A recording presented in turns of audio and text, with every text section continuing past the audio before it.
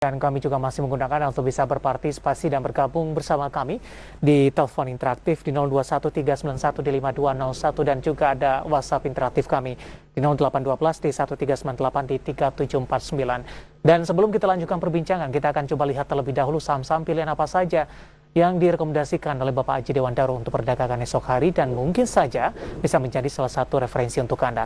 Dapat Anda saksikan di layar televisi Anda pemirsa 4 saham pilihan yang direkomendasikan.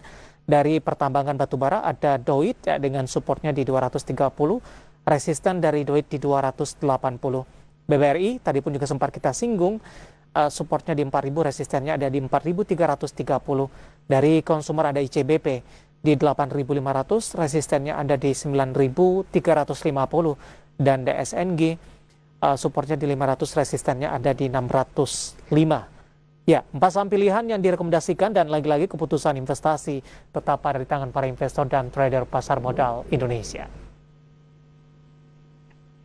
Kita lanjutkan kembali perbincangan bersama dengan Bapak Aji Dewandaro selaku investment spesialis PT Trimegas Sekuritas Indonesia. Pak Aji, 4 saham pilihan yang direkomendasikan, pertimbangan untuk merekomendasikan keempat saham ini Pak Aji, terutama dari sisi teknikal Pak. Oke, kalau yang pertama kita perhatikan memang pergerakan DOIT itu harusnya diuntungkan ya dari harga batubara yang cukup tinggi, dan kita melihat harusnya demand untuk proyek batubara yang semakin meningkat itu akan menguntungkan DOIT. Dan kalau kita perhatikan secara teknikal, memang pergerakan DOIT itu cukup bergerak fluktuatif di 3 hari belakangan, yang dia baru saja rebound dari area supportnya ya di angka 230.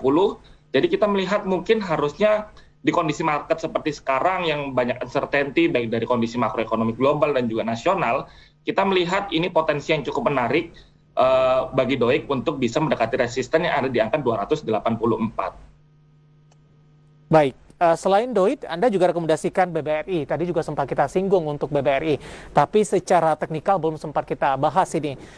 BBRI analisisnya dengan rekomendasi buy, Pak Aji. Oke, kalau BBRI kita melihat memang pergerakan dari pertengahan bulan Desember sampai sekarang itu bisa dikatakan masih ada di area sideways. Jadi BBRI itu masih ranging cukup panjang, dan karena rangingnya itu jelas ya, untuk support di angka 4.050 dan resistennya itu ada cukup tinggi ya di angka 4.330-an, kita bisa memanfaatkan kondisi-kondisi seperti sekarang untuk melakukan aksi beli. Dan sekarang karena kebetulan harganya itu sekarang lagi murah, di kondisi seperti indeksnya juga lagi mengalami sedikit penurunan, itu saham BBRI atau bahkan saham perbankan lainnya itu sangat menarik sebagai pilihan diversifikasi portofolio untuk saham-saham defensif buat teman-teman melakukan aksi akumulasi beli begitu. Baik, resisten di 4.330 ini sampai kapan, Pak Haji? Kita melihatnya harusnya kalau misalkan ada berita positif dalam kurun waktu 1 minggu ke depan, itu mungkin bisa tercapai at least sampai 1-2 minggu ke depan begitu. Oke, BBRI supportnya di 4.000, resistennya di 4.330 dengan target price bisa disentuh 1-2 minggu ke depan. Selain BBRI, ICBP juga direkomendasikan, supportnya di 8.500, resistennya di 9.350.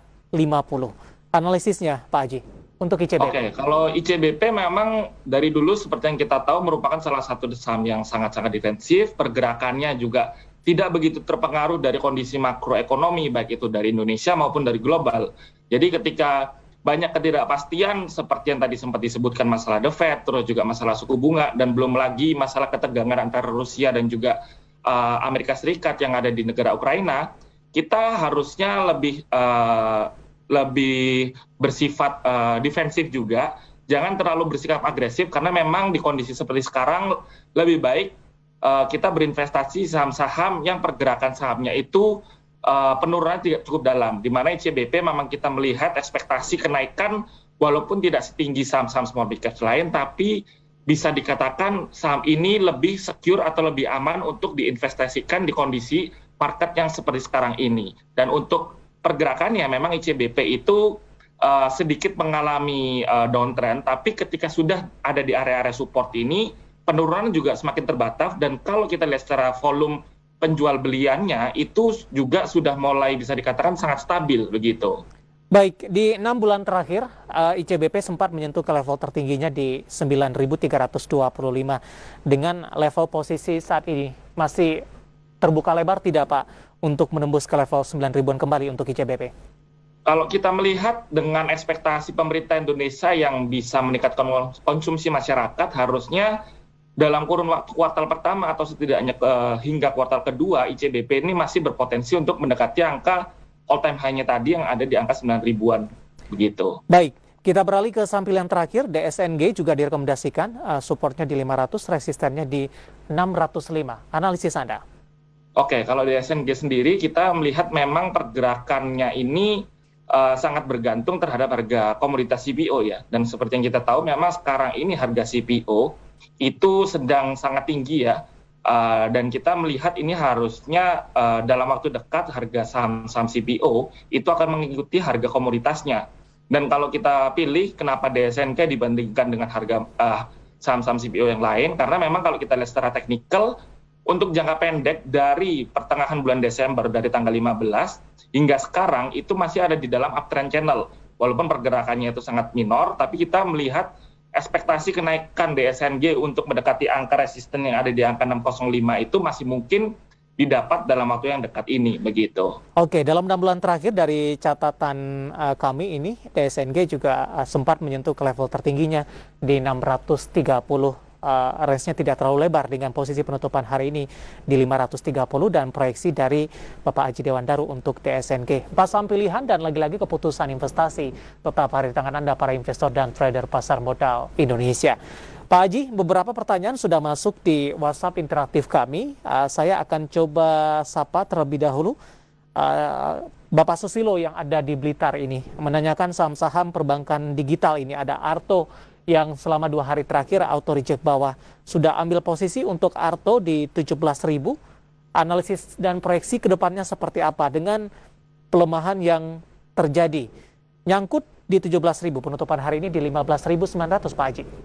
Oke, kalau Arto memang kita lihat secara fundamental harusnya buat para investor harus lebih sedikit lebih memikirkan untuk bank-bank digital di tahun ini ya. Karena memang kalau kita perhatikan di tahun lalu bank digital itu sangat mudah naik dan juga turun tergantung dari story-nya aja.